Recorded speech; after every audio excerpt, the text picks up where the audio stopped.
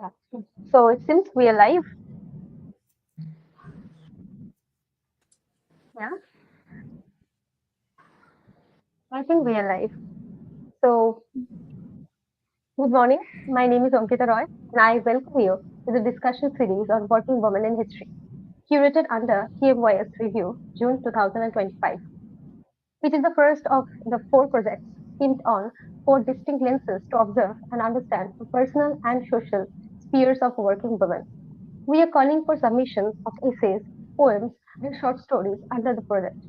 To know more about the submission guidelines and the project architecture, please visit www.tellmeyourstory.biz. The topic for today is Medical Mavericks, the impact of women's aid in healthcare innovation. I consider myself very privileged to be in the company of our esteemed panelists, Dr. Rajeev Kamineni, Idongesit Obeya, Dr. Nishtha Khatri, who will shortly share their insights with us. Before we begin, I would like to introduce our speakers. The first speaker for the session is Dr. Rajeev Kamineni. Dr. Rajeev Kamineni, passionate about movies and education, fortunate to work in both the industries. Rajeev Kamineni has proven leadership and senior management skills in higher education and movie industry. Unique blend of international experience in Australia and India with startup businesses, teaching, retail, education, theatre, media, and entertainment experience. Teaching experience across several international markets, including Australia, Dubai, India, Japan, Singapore, and South Africa. Rajiv has a PhD in movie entrepreneurship, demonstrated ability to provide high quality academic leadership through the support and mentoring of academic staff. We are delighted to have you on the panel, Dr. Rajiv Kamineni. Thank you for joining us. Thank you, Ankita. Thank you. Our second, thank you. Our second speaker for the session is Idon Esit Obeya. Eden Esit Obeya is a passionate nurse, educator, and committed to empowering individuals with the knowledge and skills to navigate the often complex and overwhelming healthcare system. Her approach focuses on equipping everyday healthcare recipients with essential medical understanding so they can provide for themselves, take control of their healthcare needs, and manage their health effectively and therapeutically. She emphasizes the importance of tailoring healthcare education to each person's unique circumstances, including their lived experiences, diagnosis, ethnicity, race, and family history. We are delighted to have you on the panel, Idon Isit Obeya. Thank Thank you for you. joining us Thank this you. morning. Yeah. Thank you. I'm delighted to be Our, here. thank you, ma'am. Dr. Nishtha Khatri is our third speaker for the session. Dr. Nishtha Khatri is a distinguished doctor, medical advisor, and AI domain specialist, and also has an extensive experience in holistic healthcare, currently serving as a doctor and holistic health expert at Mahati Wellness. She is an accomplished lecturer in anatomy and pharmacology with a strong background in oncology, respiratory medicine, and neuroplas- neuropsychiatry. Dr. Khatri is also an active contributor to global medical research and a passionate advocate for lifestyle and medicine. We are delighted to have you on the panel, Dr. Nisha Khatri. Thank you for joining us. Thank you so much, Ankita. Thank you. So, we will now open the forum for discussion.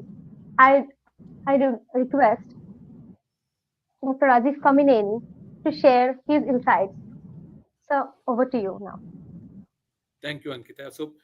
When the topic was first mentioned to me by Tell Me Your Story, Rishi, and the panel, what I thought it's a very interesting topic in terms of not only women in history, but working women, especially because my mom is a pediatrician and she worked as a pediatrician for 40 years. And when she graduated from medical school in the late 60s, probably she was one of the pioneers in our part of India where I grew up. And it used to be, and she said she didn't want to stop just with the bachelor's. She wanted to do a master's, and she went on to do, after her MBBS degree, went on to do MD in pediatrics. And she said it was a challenge because many a time it felt like it was a glass ceiling, and in the medical industry, there were lots and lots of women working at that time, but hardly we used to hear any story. I mean, now of course it's become much, much more, but those days in the 60s and 70s, it was very difficult to hear anything about the pioneers of the women in the medical industry.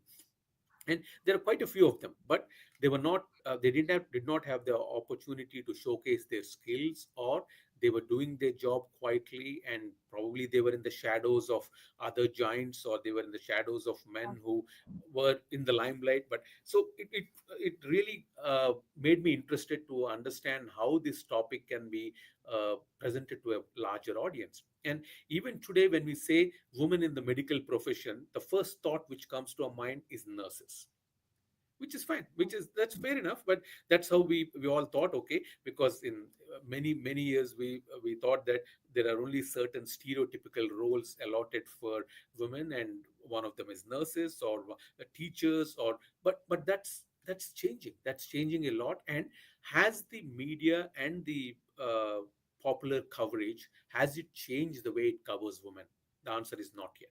No, because I'm in the entertainment industry, I work in the entertainment industry, and I teach about entertainment industry, and I research about entertainment industry.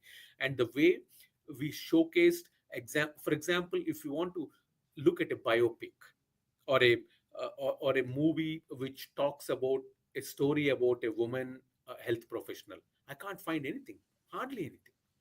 There was, I think, probably one movie which was done in the late 60s about one surgeon. It's called Girl in the White or something. And that's the longest. And even today, when we look at movies like Hidden Figures, which was released in 2016, that talks about the science technology, women who worked in NASA and how they were pioneers. But those are very few and far between. We have so many biopics about men, and so many biopics about people who are not in the health industry, and so many biopics about health industry itself, but nothing focusing on the women. So it's a very timely topic that you introduced to talk about. And also, I'm happy that Tell Me Your Story has brought in this concept of working women in the health industry, and I'm happy to contribute to that. Look forward to listening to the other panel members. Thank you so much for your insightful observations, sir. Now, we will now open for the forum for the discussion to another guest. I would like to uh, request Miss Idongesit Obeya ma'am to share his experiences and insights for this section Right. on So, the topic. right. So, Dr. Rajiv, you quite eloquently, hit on very important point. And healthcare has changed. Unfortunately, healthcare is still very much a buttoned up industry, and very egocentric, driven by um, the the male the male power. However, if you look at I had a guest on my podcast today, and she is a neuroscientist that is now an integrative medical practitioner. And in talking about roles, let's take nurses for instance.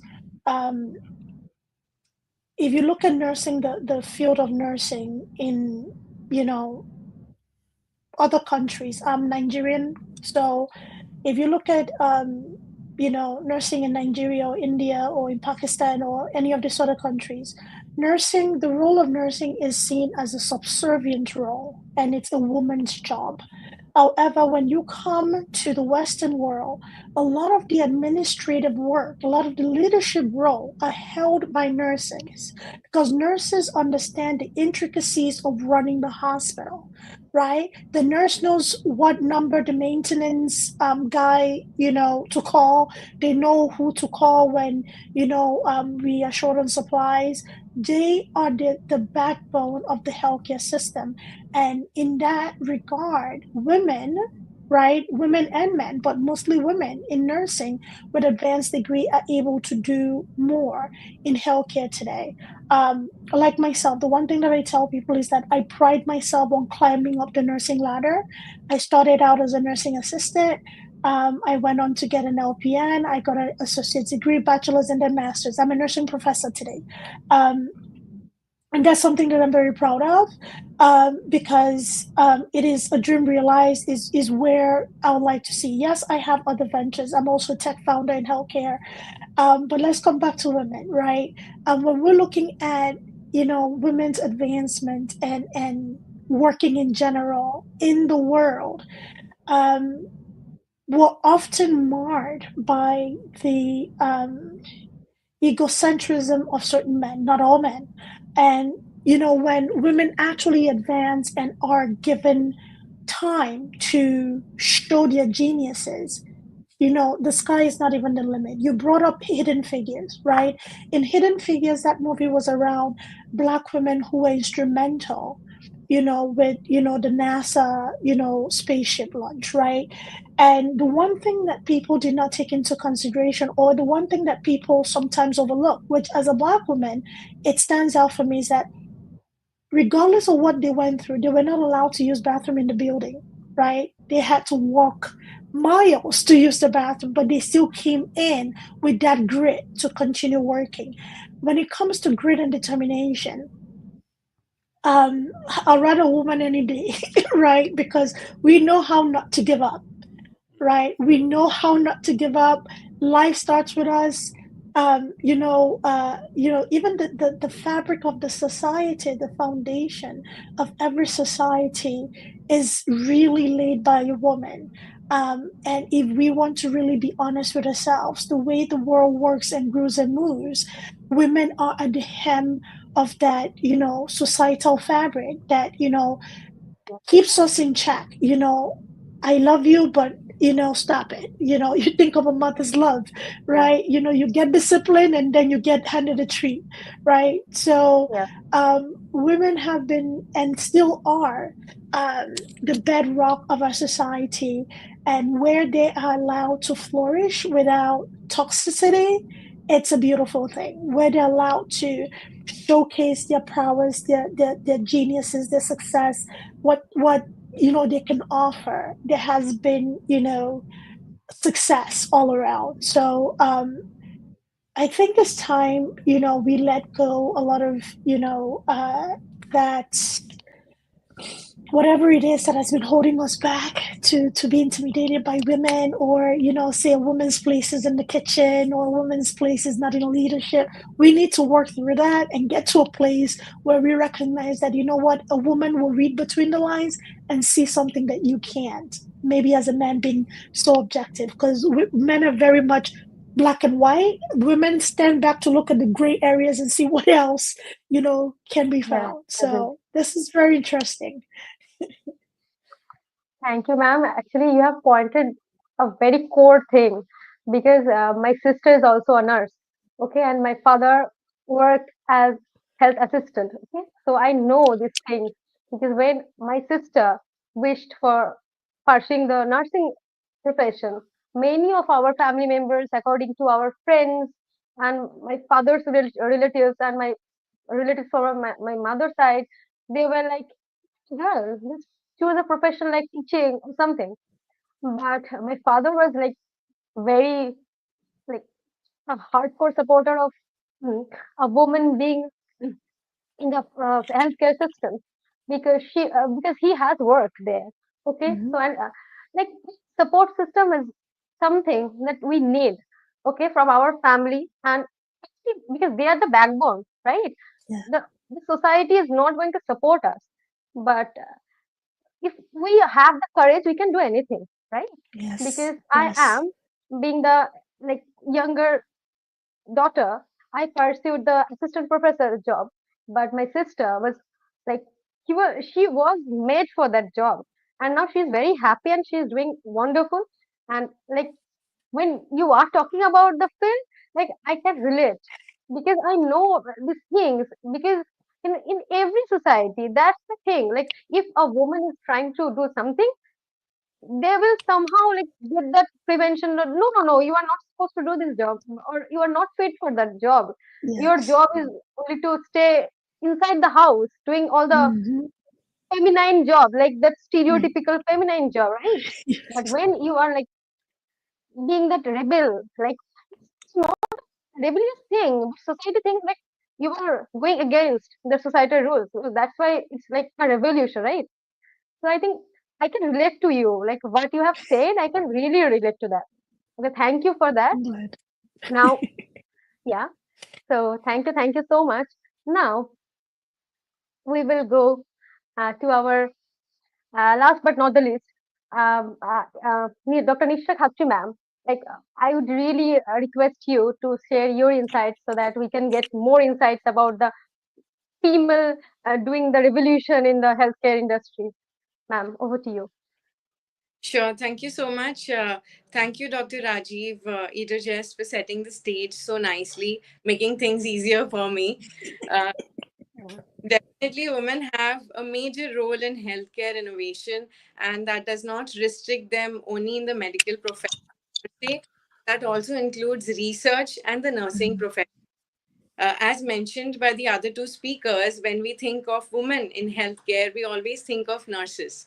But now women are expanding as doctors, as healthcare professionals, as practitioners, and even in the domain of research and biomedical science.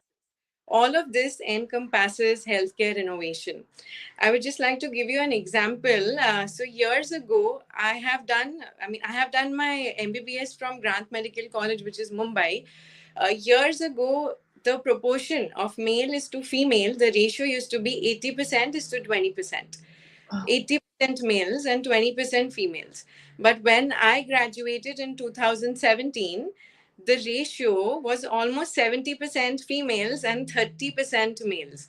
So Oh, you can see how things have changed in all these years. Women are really coming up in the field of medicine, and this was about MBBS. But when we talk about fields like orthopedics, fields like surgery, these were male dominated fields years ago. This is about a decade ago. These were majorly male dominated fields. And why is that so? Because fields like surgery and orthopedics require prolonged standing.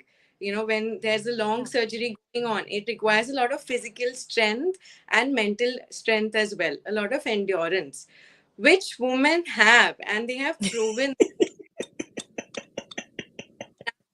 A lot of females ortho as a branch. A lot of females are emerging as good surgeons, not only as general surgeons, but also good in terms of complex surgeries like cardiothoracic surgery, where one surgery can last for around 4 to 6 hours.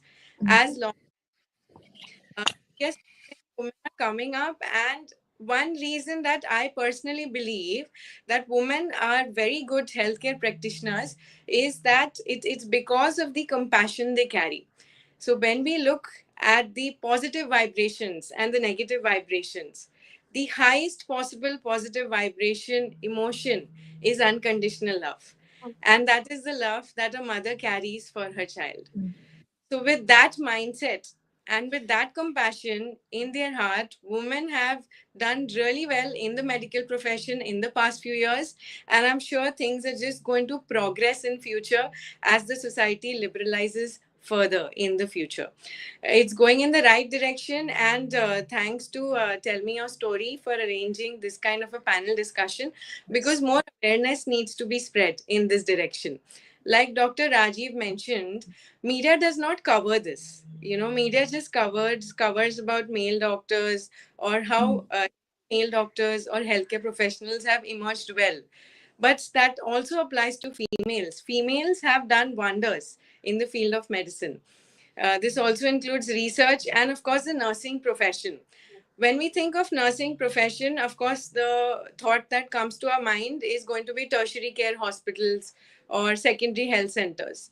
But in interiors of India, Maharashtra, the state where I stay, in interiors of Maharashtra and India, doctors are not very easily available, be it or even nurses. So in that case, we have ASHA workers. So they are special female workers who help with maternal and child health, and with they have.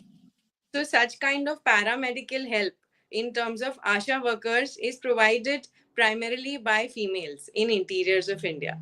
And that's why we are able to have so many normal deliveries in spite of non-accessibility to hospitals in rural areas. And one more point I would like to mention is when we date back in history, the thought that comes to my mind is Dr. Anandibai Joshi. She was the first female doctor from India to have done her MD. She went to the States. This is way back in 1880s when women would hardly study in India. But she went Right. all the way to the States, did her MD, and came back. And this happened because she did a delivery. Of course, she delivered her child, and somehow the child did not survive after a few days.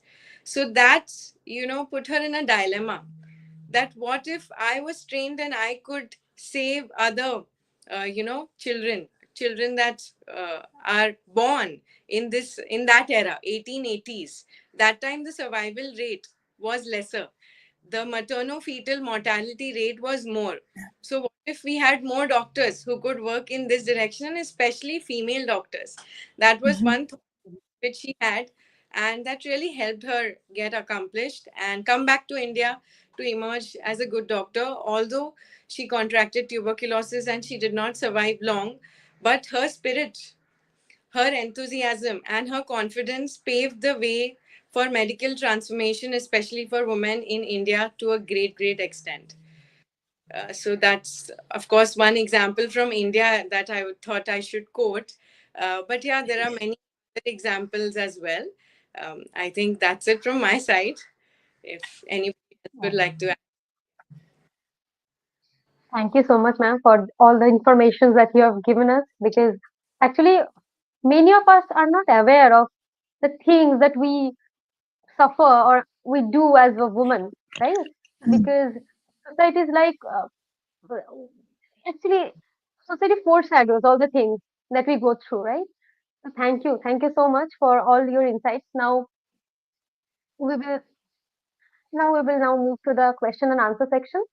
Okay, so for uh, Rajeev Kamini sir, I would like to ask you the first question.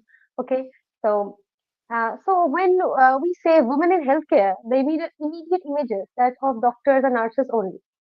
So how do you react to this? Like women's contribution are often overlooked whenever be the profession, be the profession or whatever be the profession. We would like to uh, like know from you that would you like to share some stereotypes that your mother, Dr. Vasumati Kamineni, may have had to face, which you are aware of? You're muted. You were double, I think. Yep. Sorry. Sorry for that. Yes, So yes, yes. that's a good question. So when we talk about women in healthcare, predominantly we get to see the images of nurses and doctors sometimes, but there are so many other people who are doing wonderful work in the healthcare, especially women. Mm. There are so many support services. There are so many scientists, Right. researchers who put in their life and they work 24/7 to ensure that what the doctors are doing is supported in the back. So there is a Mhm. back end and a front end to it. So after going from one stage from nurses, now we recognize some doctors, and that's one step forward. But there are so many other professionals working in the industry. I'll give you an example. Mom is a pediatrician, but when she was growing up initially, she had to do lots of obstetrics cases, that is delivering babies. The reason was uh, the females did not like going to male doctors to have their babies delivered. So she was trained as a pediatrician, but she did a lot of gynec and obstetrics cases because that was the shortage. And the patients used to come and tell her that, oh, okay, we want to have a cesarean C-section, but the first question they used to ask is, will you do a surgery? She said, yes, I'm trained, I'm a pediatrician, and I'm a guy. Oh no, but who's going to be the male doctor? That's the first question they used to ask. Luckily, my dad is a surgeon. So in her case, she used to say, yeah, my husband will be there in the theater. But the first question the patients used to ask is, if you're going to do a C-section, can you do it, or does a male doctor have to come and do it? I mean, their assumption was that mom, it can only look after babies or deliver babies, but she can't do surgeries. She said Right. it took her 20 years of her career to make patients realize that she can do surgeries also if needed. But that's the interesting part. And that was, I mean, it's not a stereotype because they were not, I don't even want to call it a stereotype because there was no role model, no examples. So they've not seen it. And even today, I'll give you a very interesting statistic, which is in from my movie industry. Between 1990 to 2020, 30 years, of all the medical professional characters portrayed in movies, only 18% were females. 18% on screen. So even today on screen, when we show a doctor, we end up showing a male doctor.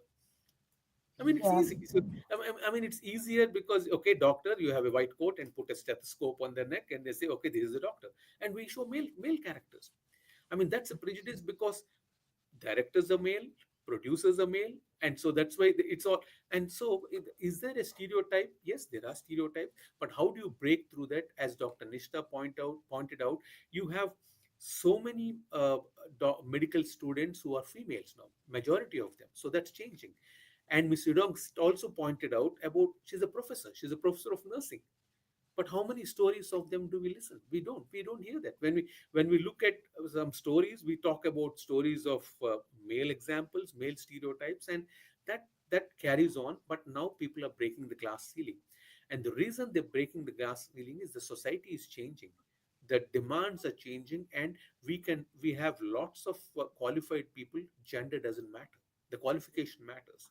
So for me, when I want to go to a doctor, I go to a doctor who I think will be best for me. But I don't. It doesn't matter whether it's a male or a female.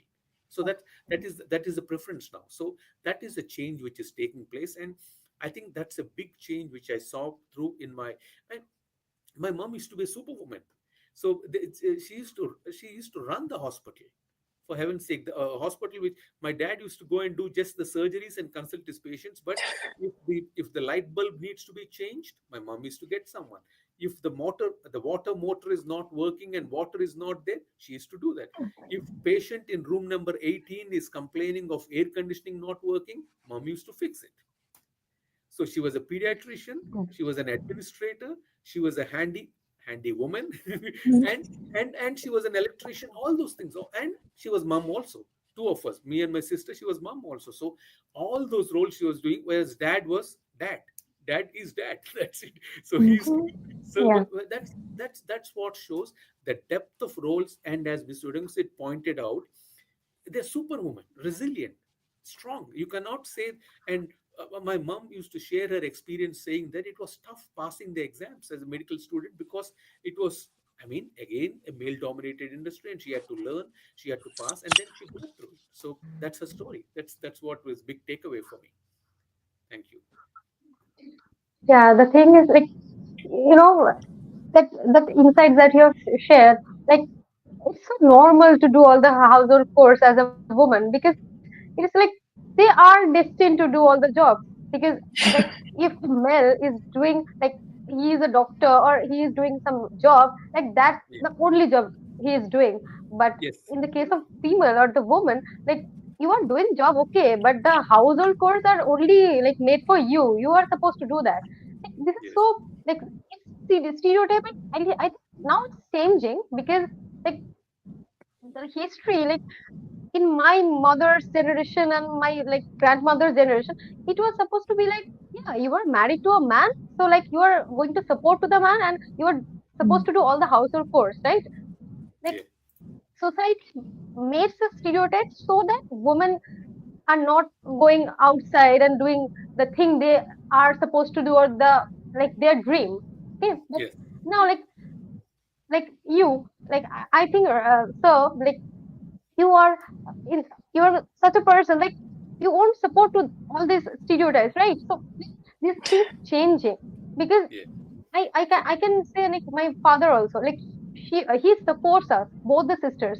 Like, he's like, yeah, I have seen all the sufferings that my mom has gone through, but I'm not going to, like carry forward all the baggages that our females has suffered, so that you can, like, go outside and, like, do your things, like the dream things that you are, like, you are born to do. Okay. So yeah, thank you so much, sir. So now, uh, I would like to ask question to Idongesit Obeya ma'am. You emphasize the importance of tailoring healthcare education to individual circumstances, including ethnicity and family history. How do you think cultural sensitivity can inspire or contribute to healthcare innovations, particularly in addressing healthcare disparities in immigrant or minority populations? That is something I that's my life work. Because Yeah. I am a child of immigrant parents, and I have seen I have seen a lot in healthcare. I have over 17 years in the healthcare system, and when it comes down to it, when we break all of that apart, when we break down diagnosis, when we break down, appointments, when we break down follow up, surgery, all of that, it comes down to the person. What is important to this person? Right? So cultural sensitivity is very important. It doesn't matter what diagnosis we're dealing with. You have to make sure that that person is comfortable enough to heal. Because if a person is stressed, their healing is going to be compromised, right? So how do you take a position in somebody's life of one that is not stressful? Um, this person is a blip in your timeline, right? You may never see this person again, or then again, you might make such an impact that this person comes back to you again. Um, I I don't believe everybody's biased. There are people that are inherently biased, and that's a lost cause. I'm not here to change anybody. However, for those providers that do understand the essence of culture, the essence of belonging, the essence of community, and the essence of understanding that an individual is an individual, those are the providers I work with. Um, they may not be well versed in the culture, but these are providers that will reach out for resources to support their patients. And it's so amazing how just connecting somebody to something that makes them feel good. Let's talk about cultural practices or religious practices, right? So somebody's in the hospital experiencing, cancer treatment, chemotherapy, and all of that stuff, and they believe in meditation, right? And if you provide a time for them to, do a chant or even bring in somebody to support them through that, it aids in their healing. I'm a healthcare advocate, and the first thing that I tell the people that I work with is that you are in the driver's seat of your healthcare, not your doctor, not your nurse practitioner, not anybody who refers you, not the pharmaceuticals doing clinical trial. Nobody is in that seat except you. Your doctors depend heavily on you. Um, it is important that you become a well-educated patient. This may not be your area of expertise. However, you can ask questions.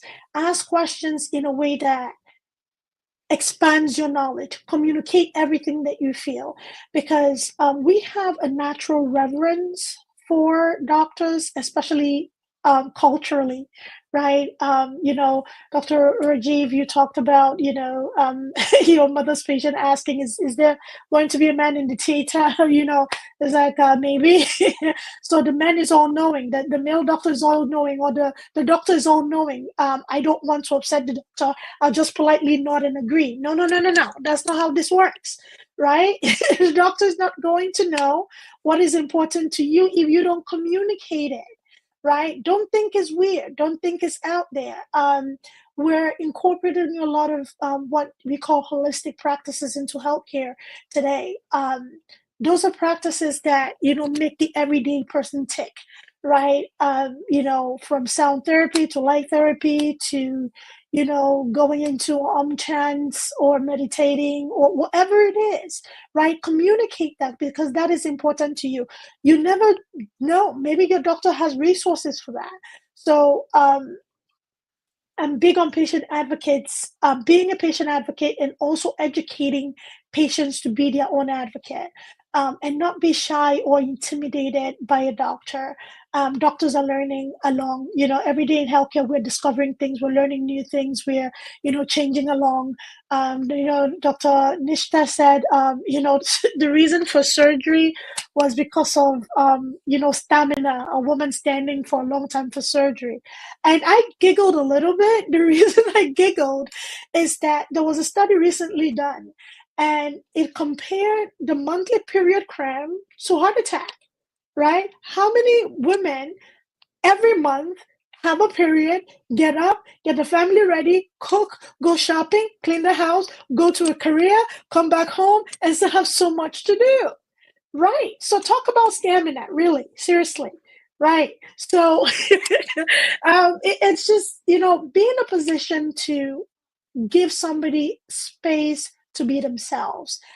If I crowd you with what I know, you're not going to have a chance to tell me what you want, right? So for anybody who's listening, whether you're in the healthcare space or whether you're in the world in general, because this world is dense and heavy, be that person that creates a space for somebody. Be that person that creates a space that somebody can, feel comfortable enough to communicate their feelings, communicate their wants, communicate their needs. And also, if you see a situation where you have to advocate for somebody, whether it's at work or a patient or wherever you are, just be that one person to advocate. Support is very important. So I'm speaking to the family. You talked about how your dad, Ankita, after, observing his mother go through things, he's very supportive of his daughters.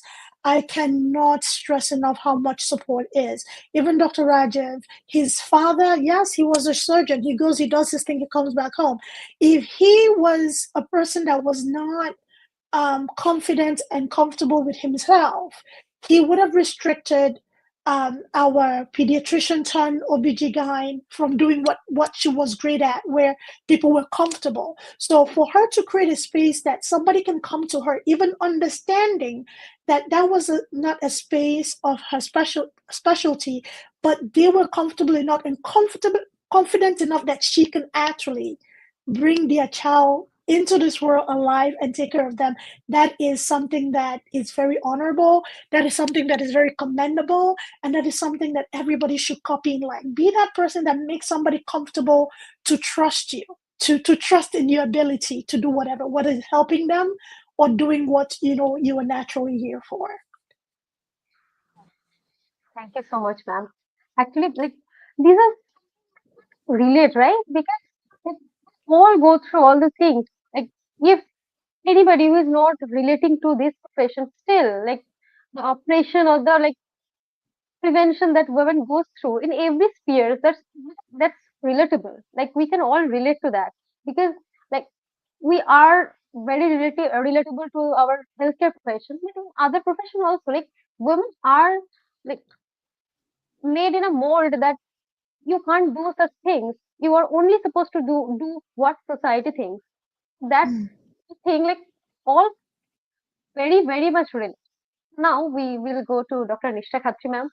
And my question to you is, as an active contributor to global medicine research, would you like to highlight the role of women in leading or inspiring research initiatives that have driven significant changes in healthcare practices or policies on a global scale?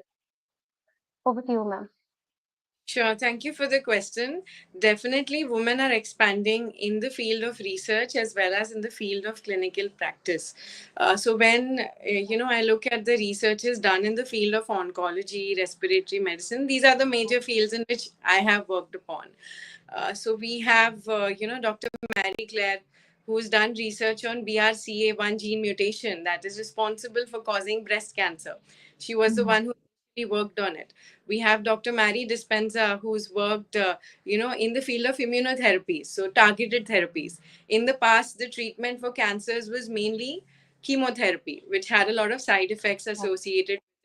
But when Dr. Mary Dispenza came up with this idea, what if we have targeted therapies, immunotherapies, to reduce the side effects of meds, to reduce the adverse drug reactions? It really worked in a very positive way. Then we have Dr. Joanne Schiller. She's worked in the field of lung cancer. So these are clearly highlighting how women have transformed the field of medical research. And right now, also, when I look at my friends, a lot of them are doing well in research, and majority of them are women. Majority of them are women, All right. and so the place where I'm sitting at, it's a wellness center, and we do a lot of research along with the wellness activities. Out of the 15 people in the staff, 12 are women. So you can just imagine how things are advancing and moving in a Yeah. positive direction for women as long as we motivate them. I have also met, previously in the past, I have worked in some areas where it was a male dominant society, still they had that kind of a mindset that we want to preferably hire a man, not a woman, either for a research activity or for clinical practice or for the holistic practice. The reason being, the first question that they ask is, are you married? Are you going to get married? What if you get married? That maternity leave, we lose that 6 months. Who will look after our activities for those 6 months? Who will Yeah. look after our activities? When you are not, when you are a nursing mother. So those kind of thoughts come to the people who hire women either in research or in the medical profession, but that should definitely not be the outlook. And honestly, this center where I'm working is a clear cut example of that. No questions were asked to any of the candidates who were hired, either for research or for the holistic health. And things have been very transparent. That's how it should be in the field of research, in the field of holistic practices, and in the field of medicine. Yeah. Yeah. No. Actually, the So I thing have like a maternity question, leave. Dr. Nisha. Yes, I ma'am. have Yes. a question. So these people that ask women, are you getting married? Do they have mothers? Of course, they do have just, just questions. checking. Yeah. So like the thing, ma'am has just pointed out like maternity leave. Actually, I am currently in a college. So like there's a colleague who is pregnant. Okay. So like I don't know why. Like I am like very younger to them, so I don't indulge in their conversation. But like I can hear all the tidbits that they are sharing with each other. They are, I don't know why, but they always like talk about like a pregnant woman is like a unwell woman. I don't know why. Like all the male of our college and stuff, they're like, yeah, we need to cover all the syllabus, but like she is very unwell. I don't know why. Like all these stereotypes, like she is unwell. Like I don't know why it seems as a disease. I don't know why. Like this maternity leave, like they think that the 6 months she is not going to come. Like all the syllabus are there. There are a lot of things. Like when I joined the college, they were like, "Are you married?" The same thing, the same question that ma'am has experienced. I also experienced that because they were like, yeah, girls, like they have lots of holidays, they can take all the leave, but as a male, like we can't. Like all the like this menstruation and all that, it's like very superstitious to them. Like yeah, you are like menstruating, okay, so you're like overreacting something things. We can't express how much we go through, right? But these things like society mold up in a way like, yeah, we are. It's very normal. Why you are like doing this overreacting thing? So yeah, like ma'am just pointed out the right thing. Like all experience all these things. Okay, so now we will all now again we will move to sir.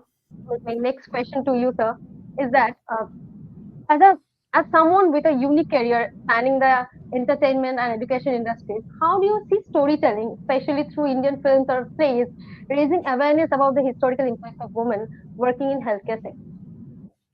Uh, that's a good one, Ankita, because so far we've not shown the power of storytelling in the healthcare sector. Means we need to do some research about the characters uh, and humanize them and say that okay, we are trying to tell, we are deep diving into their lives and their research, but we have to show it in an interesting manner, because if you otherwise if you make it like a boring dull documentary, the whole purpose of showcasing it won't be achieved. So make it interesting and also engage in a storytelling. Or if you want to probably connect to the younger audience, have it as a game. gamify the, make the personalities as games, and you put them on a game and like say, show them like a superhero or something and make it attractive. But that's how at least you'll get the message across, and you will have them as accessible role models. You create them as role models and they're accessible.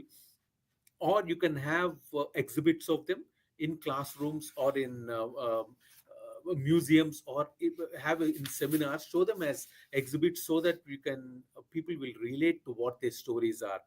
And also celebrate excellence, any excellence. So don't keep on awarding or rewarding only the people who are in popular media. Try to find out people who are doing very much under the radar in far flung communities. They do far more work, and so just try to bring them and celebrate excellence. And media coverage is, once you start having these good news stories and achievement stories, it will go on, it'll keep feeding on itself. We don't have the first few stories to come in.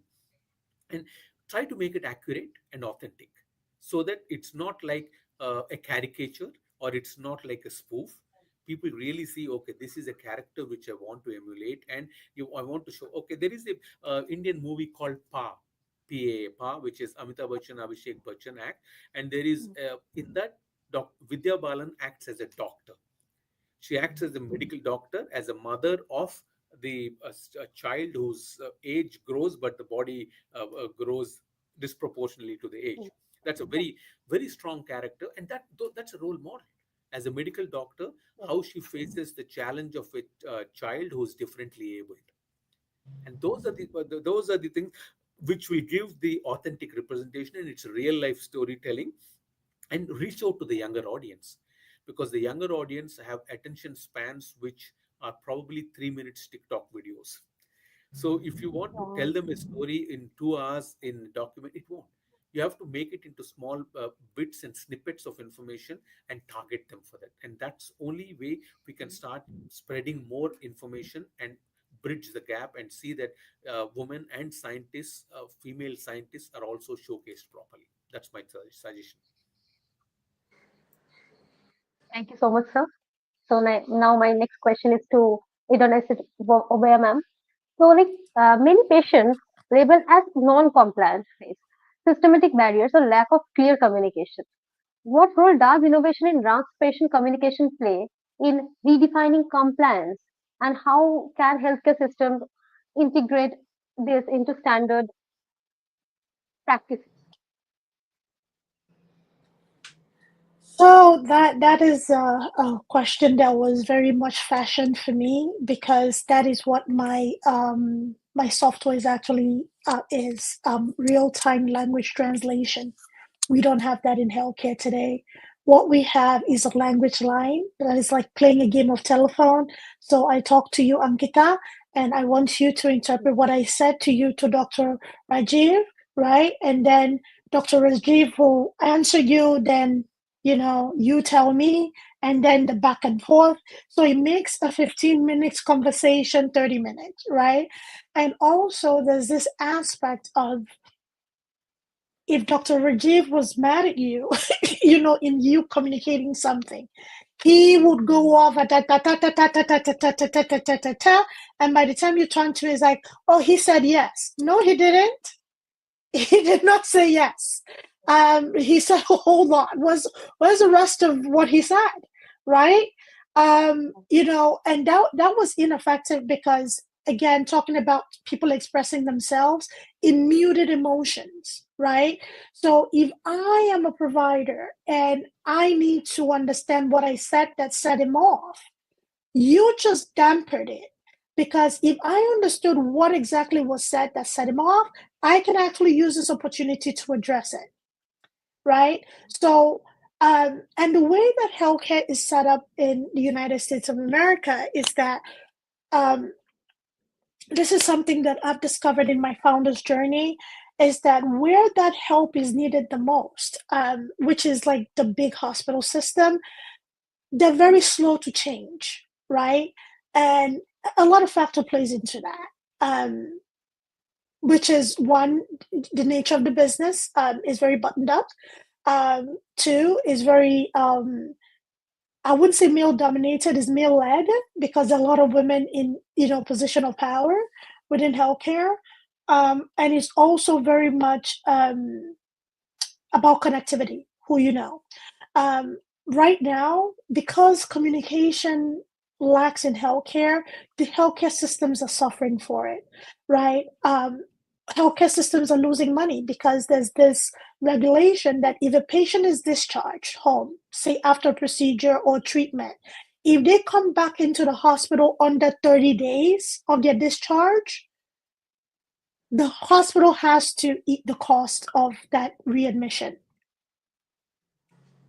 right? So if I am to be discharged from a hospital and I understand everything that I need to do to keep myself healthy in a community, my doctor's follow-up doctor's appointment was made, my script was called into the pharmacy, the case manager is working with me, the social worker is working with me, and everybody, the interdisciplinary team is involved. Okay, the physical therapists know to come to my house at least for the first few weeks, before, unless there's an accident. But if that person is readmitted as a compromised, effect of the reason they were admitted in the first place, that is something that the hospital loses money for. And when we talk about people being non-compliant, and which is, one of the bedrocks of me starting my business, is that it often unfairly affects Black and brown people, especially people of the immigrant population, because most people that I've met in those subgroups want to do better. They want to learn. They want to improve their lives. However, if they don't understand the importance of sticking to the medication regimen or following the treatment plan, they're going to fall under the category of non-compliant, right? We use a lot of herbs. We use a lot of spices. We use a lot of things in our food. And we believe in, kind of like healing ourselves. If a person is not aware of the kind of spices and herbs that are using, when the doctor, prescribes something, they will not tell the doctor, oh, by the way, I take this extra supplement every 3 weeks to cleanse my system, right? And that supplement can be a difference between life and death, right? It can cause near fatal interaction, right? So if I don't know to communicate that to my doctor, if we don't have a fluid way of communicating, then how is my treatment effective, right? So it takes a village. It takes all of us. Dr. Rajeev said this, and just, to expand a little bit, it's not only about the doctors and the nurses, right? It's about the family members too, right? It's about the patient. It's about the patient's community, right? It's about the case managers, the social workers, the nursing assistant, the physical therapy, occupational therapist, speech language pathologists, the researchers, right? Everybody who is involved in this person's care. It's all about us together working to make sure that people are treated well. One, people are treated in a way that makes them comfortable so that they can heal.